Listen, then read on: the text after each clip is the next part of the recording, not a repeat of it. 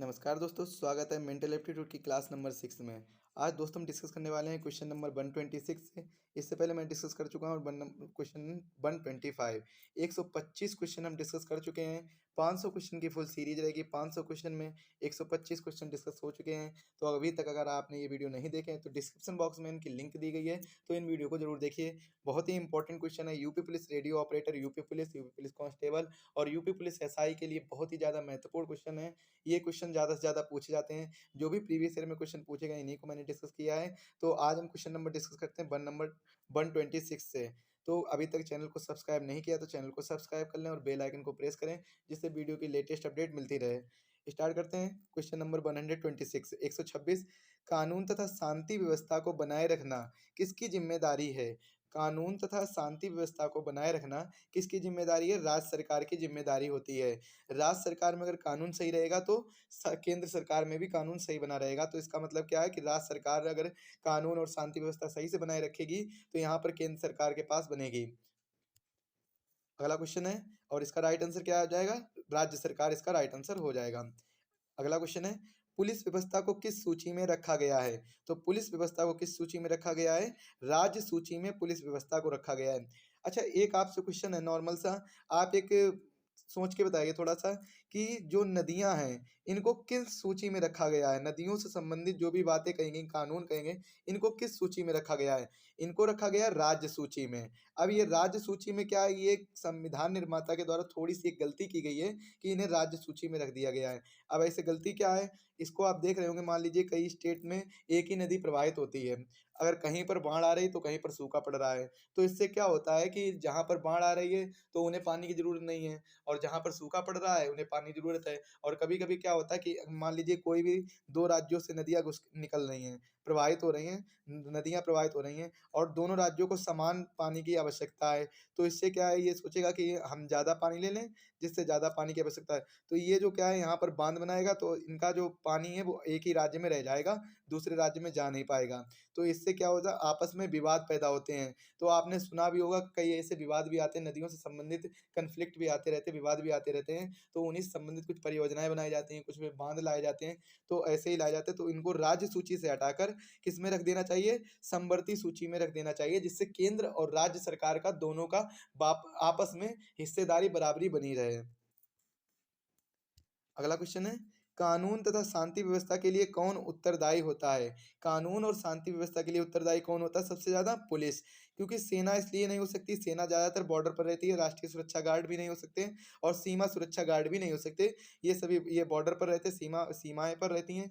जो भी सीमाएं होती हैं, बॉर्डर होते हैं, उन पर रहते हैं ये वाले सीमा सुरक्षा गार्ड। अगला क्वेश्चन है, सामान्य नागरिकों के धरना प्रदर्शन के लिए पुलिस बल को किस प्रकार की भूमिका निभानी चाहिए?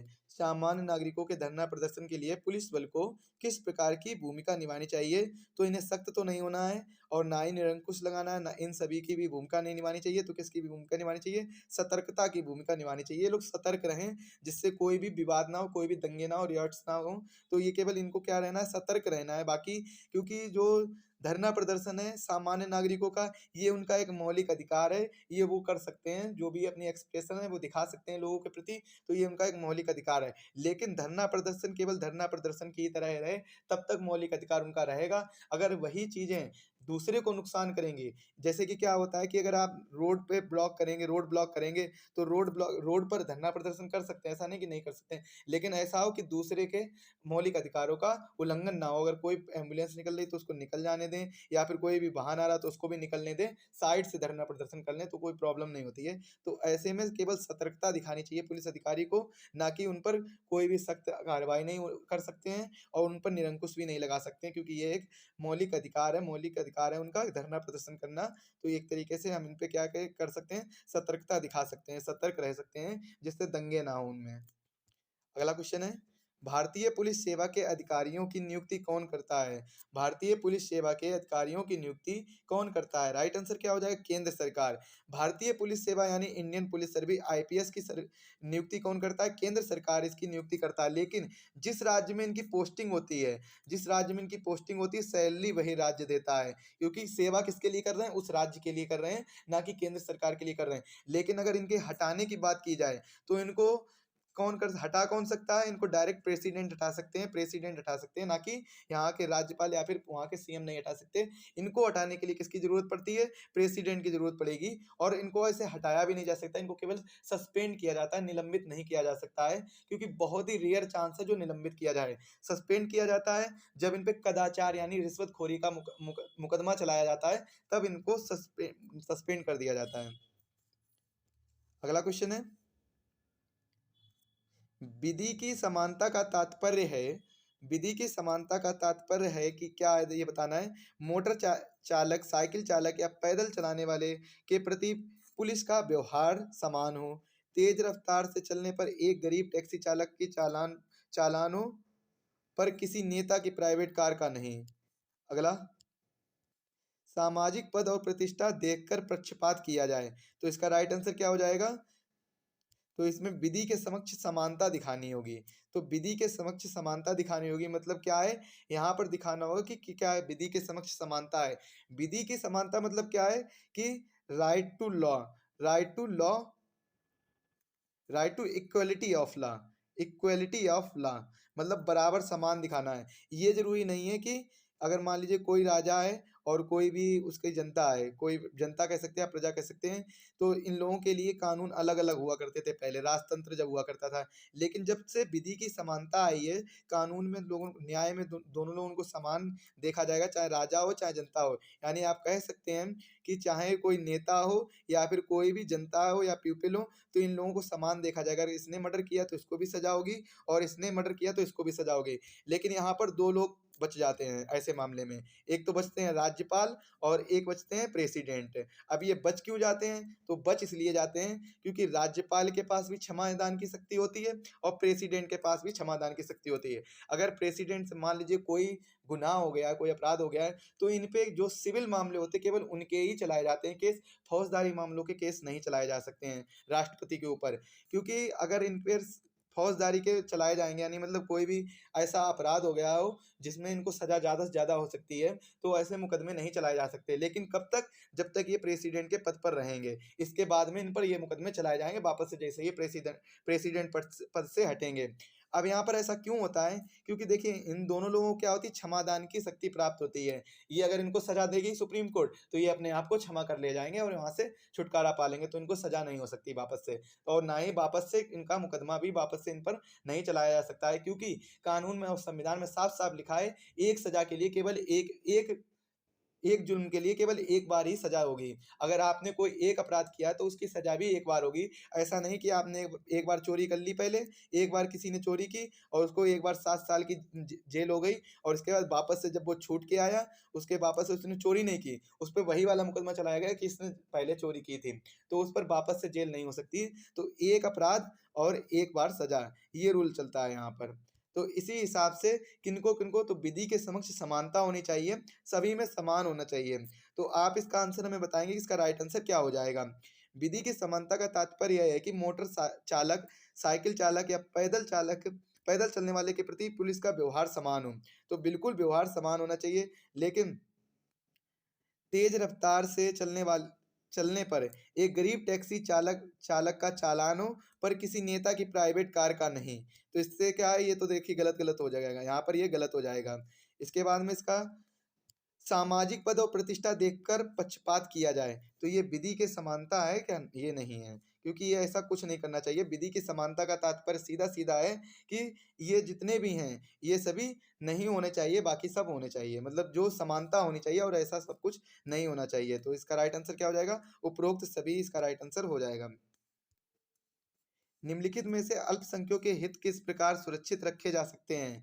किस प्रकार अल्पसंख्यक, अल्पसंख्यक क्या होता है? माइनॉरिटी। माइनॉरिटी मतलब क्या होता है? जो हमारे केंद्र में, हमारे राज्य में, राज्य मतलब यहाँ पर पूरे सेंट्रल की बात हो रही है, नेशन की बात हो रही है, किसी भी राष्ट्र में या राज्य में जहाँ पर कोई जनसंख्या इतनी ज़्यादा कम हो, जैसे किसी भी पर्टिकुलर धर्म की जनसंख्या जो कम हो, वही माइनॉरिटी कहलाती है। अब जैसे यहाँ पर अपना ये भारत है, पूरे यूनियन टेरिटरी अपने ये पूरे भारत में, ये भारत में देखा होगा कि आपने सबसे ज़्यादा किसका बाहुल्य है, हिंदू धर्म का सबसे ज़्यादा बाहुल्य है, क्योंकि सबसे ज़्यादा कौन पाए जाते हैं, हिंदू की जनसंख्या ज़्यादा पाई जाती है, तो इसीलिए मुस्लिम को क्या कहते हैं, माइनॉरिटी कहते हैं, सिख जो होते हैं इनको क्या कहते हैं, माइनॉरिटी कहते हैं, जैन धर्म वाले जितने भी लोग होते हैं इनको भी माइनॉरिटी कहते हैं, अल्पसंख्यक कहते हैं, बौद्ध धर्म के जो भी लोग होते हैं इनको भी माइनॉरिटी कहते हैं। अगर यही बात पाकिस्तान में कही जाए तो पाकिस्तान में क्या हिंदू ये क्या मुस्लिम माइनॉरिटी होंगे? जी बिल्कुल नहीं, मुस्लिम माइनॉरिटी नहीं होंगे। तो यहाँ पर माइनॉरिटी कौन होंगे? हिंदू लोग होंगे जो वो माइनॉरिटी होंगे। अन्य धर्म के जो लोग होंगे वो माइनॉरिटी होंगे, बाकी मुस्लिम लोग जो माइनॉरिटी यहाँ पर नहीं होंगे। ये एक सामान्य तरीके से देखे जाएंगे, जैसे अपने भारत में हिंदू लोग सामान्य तरीके से देखे जाते हैं और अन्य धर्म के लोग माइनॉरिटी के रूप में देखे जाते हैं। ये इसका राइट आंसर, तो इसका राइट आंसर क्या हो जाएगा? ये तो था माइनॉरिटी का मतलब, तो इसका राइट आंसर मेरे प्यारे भाई क्या हो जाएगा? क्वेश्चन क्या है? अल्पसंख्यक के हित किस प्रकार सुरक्षित रखे जा सकते हैं? तो अल्पसंख्यक के ये अपनी शिक्षण संस्थाएं स्थापित करें और उनका प्रबंध करें, तो इस प्रकार सुरक्षित रखे जा सकते हैं। अब यहाँ पर कभी कभी आर्टिकल पूछ दिया जाता है कि अल्पसंख्यक को अपने शिक्षण संस्थान खोलने का अधिकार किस आर्टिकल में दिया गया है, कौन से अनुच्छेद में दिया गया है? तो अनुच्छेद 29 और 30 में ये बात कही गई है। अनुच्छेद 31 में फिर क्या है मेरे प्यारे भाई? 31 में है संपत्ति का अधिकार, जो कि मौलिक अधिकार से खत्म कर दिया गया है, तो इसको हमें पढ़ना ही नहीं होता है। यहाँ पर हमें क्या है, ये मौलिक अधिकार है इन लोगों का, अपने शिक्षण संस्थाएं स्थापित करें और उनका प्रबंध करें। यहाँ पर देखिए, जब इसका आप मौलिक अधिकार पढ़ेंगे तो ये 5th नंबर का जो अधिकार आता है, जो शिक्षण संस्थाओं से रिलेटेड है, तो वही वाला ही अधिकार है जिसमें आर्टिकल 29 और 30 दिए गए हैं। और यहीं पर आप सोच रहे हो कि 21 का में जो दिया गया शिक्षा का अधिकार, क्या वो इससे संबंधित है? वो इससे संबंधित नहीं है, वो सभी की शिक्षा के अधिकार के लिए है। लेकिन जो 29 और 30 में बात कही गई है, वो केवल अल्पसंख्यक यानी माइनॉरिटी की शिक्षा के अधिकार की बात कही गई है यहाँ पर।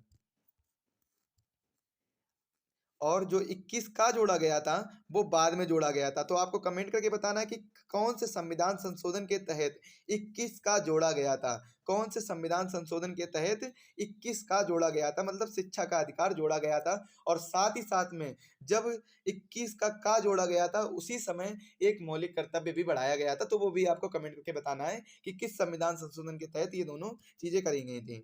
अगला क्वेश्चन है, पुलिस का कार्य यह नहीं है कि न्यायालय के आदेश पर शंका हो, कानून के औचित्य पर टिप्पणी करें, अपनी जाति वालों को पक्ष लें, तो ये पुलिस के सभी कार्य नहीं हो सकते हैं। ये ना ही तो न्यायालय के आदेश पर शंका कर सकती है, अगर न्यायालय ने आदेश दे दिया तो ये क्या है, उनका आदेश यानी उनका जो सुनाया गया जजमेंट सर्वोपरि होगा, उनकी ही बात मानी जाएगी।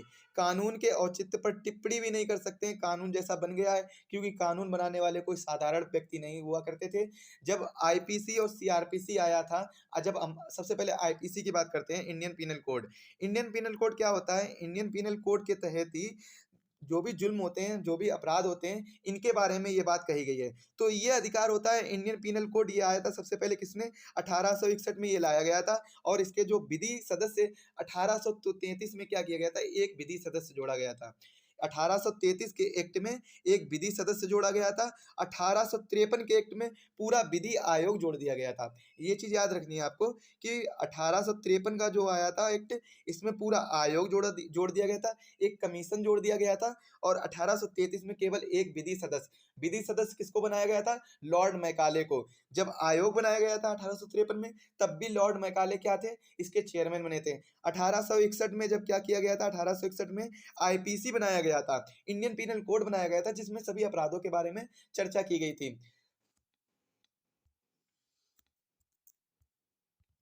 तो अपराधों के बारे में चर्चा की गई थी, तो इसमें भी जो चेयरमैन बने थे वो भी लॉर्ड मैकाले बने थे।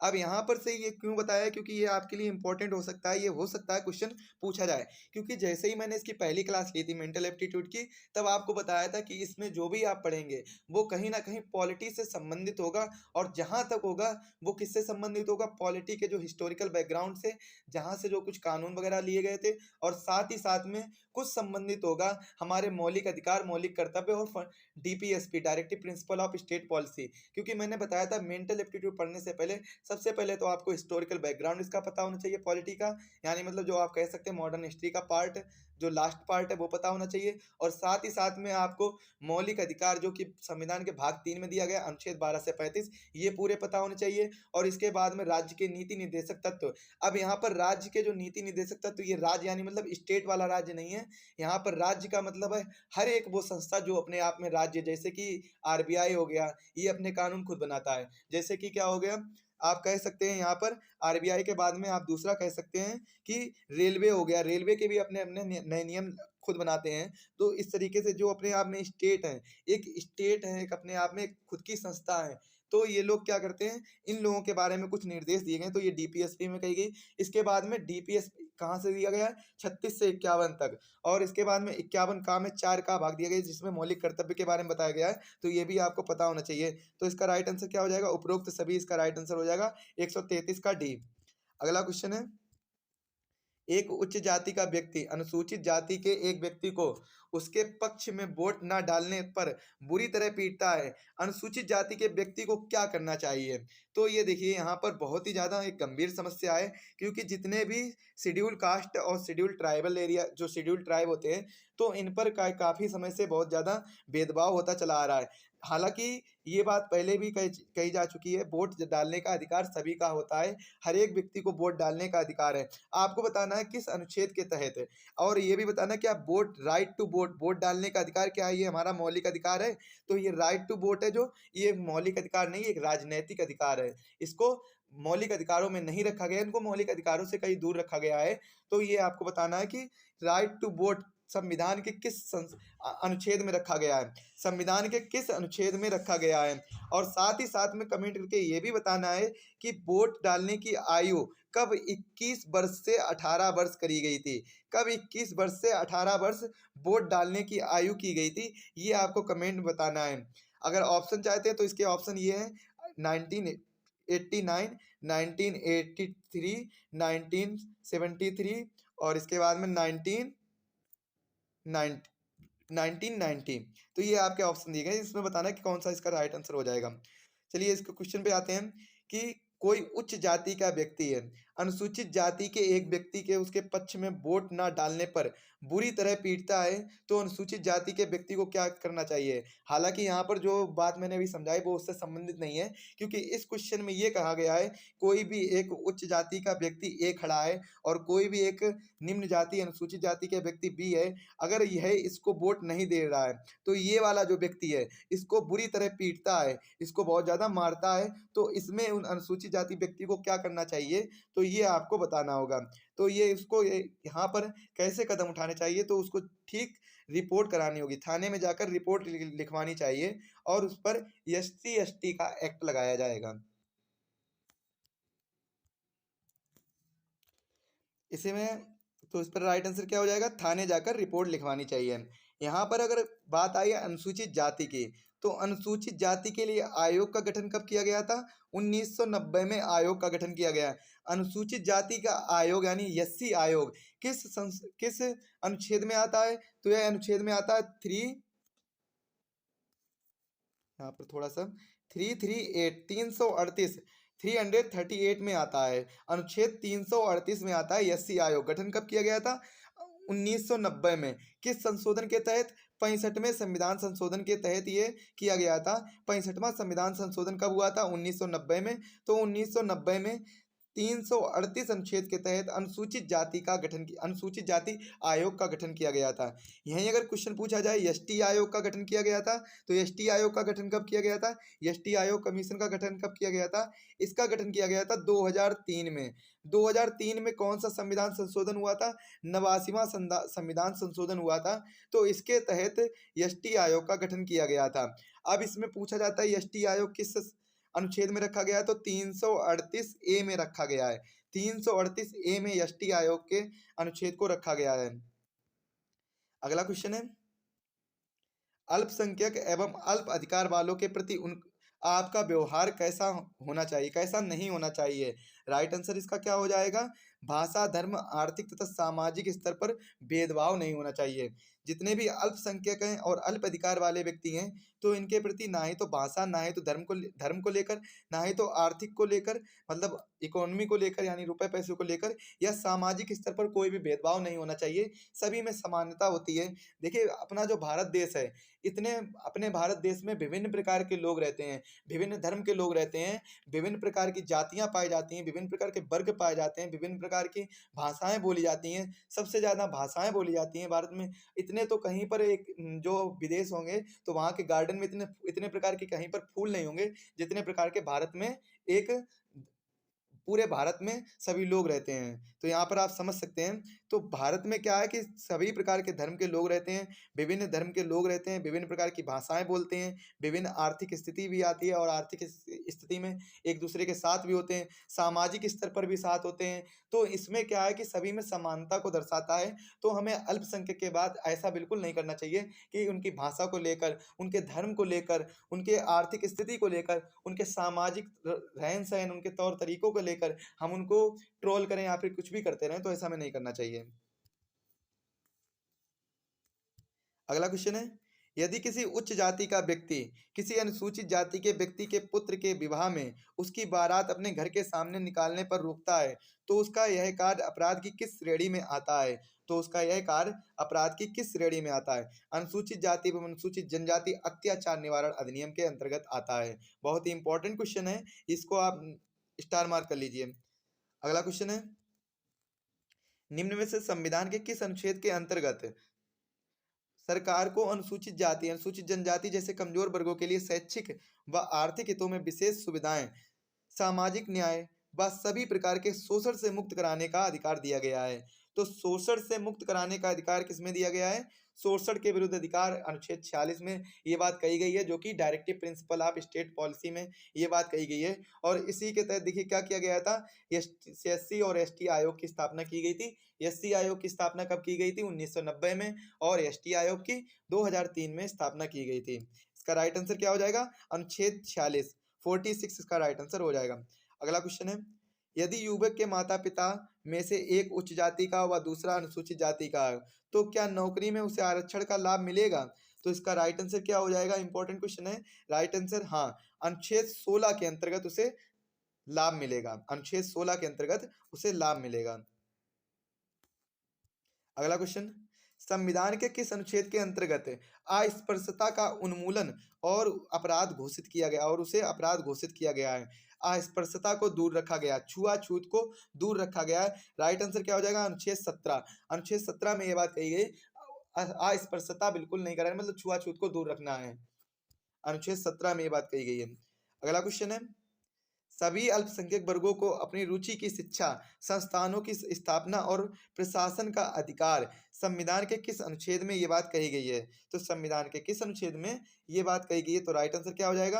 अनुच्छेद 30 में ये बात कही गई है, जैसा कि मैंने पहले ही आपको बताया था। अगला क्वेश्चन है, निम्न में से अनुसूचित जातियों को सामाजिक जीवन से दूर किसके द्वारा रखा जाता है?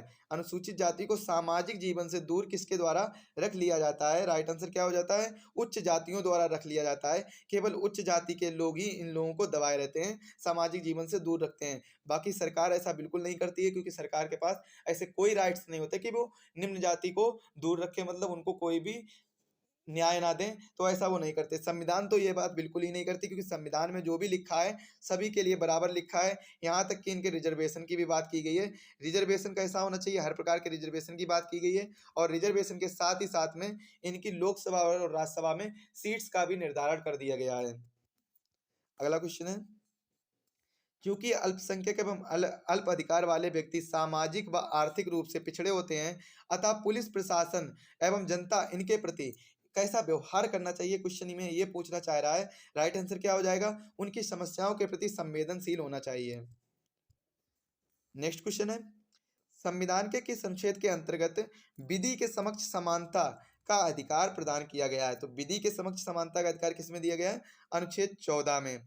तो समानता का अधिकार किस में है? 14 से 18 तक के जितने भी अनुच्छेद आते हैं उसमें समानता का अधिकार है। और यहीं पर विधि के समक्ष समानता अनुच्छेद 14 में, यहाँ पर विधि के समक्ष यानी कानून की बात की गई, लेकिन जो कानून की परिभाषा दी गई वो अनुच्छेद 14 में नहीं दी गई है, वो दी गई है अनुच्छेद 13 में। 13 के सब आर्टिकल 2 में दी गई है परिभाषा इसकी। 13 क्लॉज 2, 13 क्लॉज 2 में इसकी परिभाषा दी गई है। अगला क्वेश्चन है, अनुच्छेद 15 में किस आधार पर भेदभाव निषेध किया गया है? तो किस आधार पर भेदभाव निषेध किया गया है? आपने अनुच्छेद 15 पढ़ा होगा तो उसमें देखा होगा किस आधार पर जो भेदभाव है निषेध किया गया है। तो ये धर्म के आधार पर, इसके आधार पर भेदभाव नहीं होगा। धर्म के आधार पर अगर कोई भेदभाव कर रहा है तो भेदभाव नहीं होगा। शिक्षा के आधार पर कर रहा है तो ठीक बात है।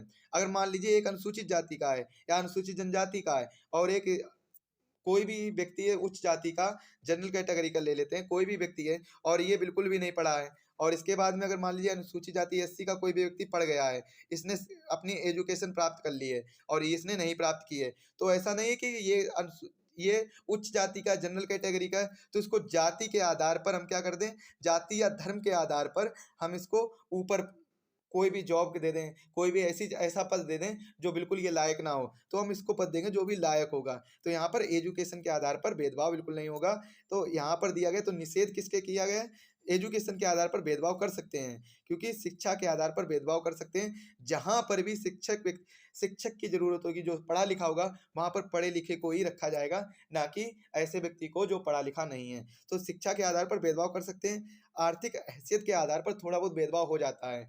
यहाँ पर रंग रूप के आधार पर भी क्या हो जाता है, काले गोरे का जो भी फर्क हो जाता है थोड़ा बहुत हो जाता है। तो यहाँ पर हालांकि आर्टिकल 15 में रंग रूप की बात नहीं कही गई है, लेकिन सबसे ज्यादा बात यहाँ पर धर्म की बात आती है।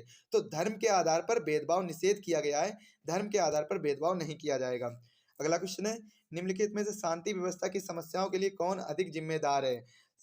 तो कौन अधिक जिम्मेदार है शांति व्यवस्था की समस्याओं के लिए? राइट आंसर इसका क्या हो जाएगा?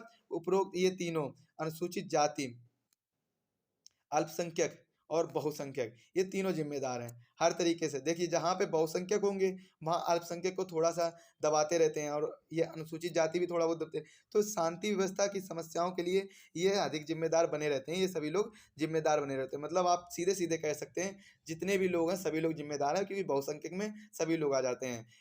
मतलब कोई भी चीज़ है, ना ही तो बहुसंख्यक होनी चाहिए, ना ही तो अल्पसंख्यक होनी चाहिए, और ना ही तो कोई जाति का वो होना चाहिए, जाति में भेदभाव होना चाहिए। सभी लोग एक समान होने चाहिए। अगर आप भारत में रहने वाले हैं तो आपका जो धर्म होना चाहिए वो एक इंडियन होना चाहिए, और आपकी जाति जो आपका कर्तव्य है, आपके जो वर्ग है वो होना चाहिए। अगला क्वेश्चन है, धर्म के प्रति आपका क्या विचार है? बहुत ही अच्छा क्वेश्चन है, इसमें आपका विचार पूछा जा रहा है। हालांकि फिलहाल में हम अपना विचार बता दे रहे हैं। सभी धर्मों का आदर व उनकी अच्छी बातों का अनुकरण किया जाना चाहिए। ये नहीं है कि किसी धर्म में कोई खराब बातें कही गई हैं तो हमें उनकी बात सुननी चाहिए। जो धर्म में अच्छी बातें कही गई, हालांकि जितने भी धर्म हैं, जितने भी धर्म ग्रंथ हैं, सभी में अच्छी बातें कही हैं, किसी में भी खराब बात नहीं कही गई है। तो सभी धर्मों की अच्छी बातों का अनुकरण करना चाहिए। नेक्स्ट क्वेश्चन है,